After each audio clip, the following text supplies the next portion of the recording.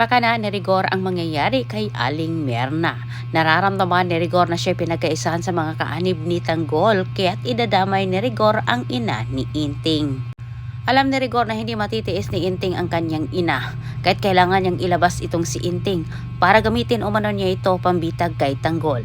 Nagulat itong si Merna na hindi niya inasahan na bumugad si Rigor sa kanyang harapan. Ngunit sa kasamang palad hindi na mukhaan ni Aling Merna itong si Rigor sapagkat ito ay nakasuot ng pangtakip sa mukha, maskara. Sa pilitang pinaamin ni Rigor itong si Aling Merna na ituturo umano sa kanya saan ang lungga nila ni Tanggol pero walang inamin ang matanda kahit dito na nagawa ni Rigor na saktan ang matanda. Samantala sa kabilang banda nagpaparamdam na itong si Miguelito sa kanyang ina na ito'y hudyat para siya'y mamamaalam. Hindi napapansin ni Miguelito na tumutulo na ang kanyang luha habang siya nagpapasalamat sa kanyang ina. Ngunit silang dalawa walang kamalay-malay na si Roberto ay nagpaplano ng tumakas dahil alam na ni Roberto na bigo ang kanyang abogado na kumuha ng PRO. Para kay Roberto, sakit lang ng ulo itong si Miguelito at Chucky at sa kanilang dalawa umano nagsisimula ang matinding problema nila ngayon kahit napagpasyahan ni Roberto na iwan ang dalawa.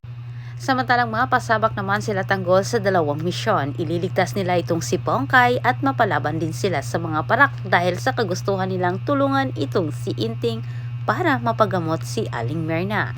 Sinugod si Aling Merna sa palagamutan at ang mga kakilala nito agad ipinagbigay alam dito kay Inting.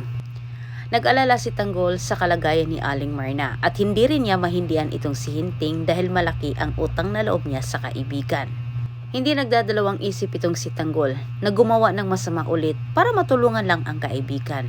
Ang mag-amang Montenegro, silang dalawa ang nagsisilbing lookout nila ni Inting. Pero hindi rin nila maiwasan na magkaroon din ng aberya.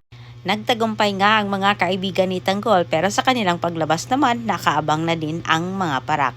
Ang buong akala nila ay magiging katapusan na sa kanilang buhay. Sa pangyayaring ito, pagkakataon na sana ni Rigor na muli silang magharap ni Tanggol.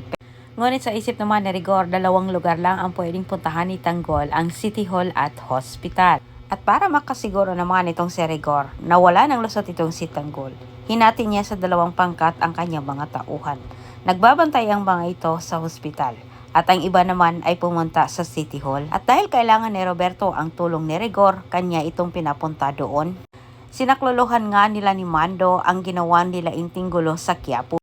Kahit harap-harapang man nakipagbakbakan itong si Tanggol sa ibang mga parak pero sa kabutihang palad pa rin sa kabilang banda dahil si Mando lang ang nakakita sa kanya at higit sa lahat hindi nakapaniwala itong si Tanggol na siya'y patakasin ng kanyang ninong. Antabayanan po niyo ang susunod kong update. Daghang salamat kayo sa inyong pagtanaw.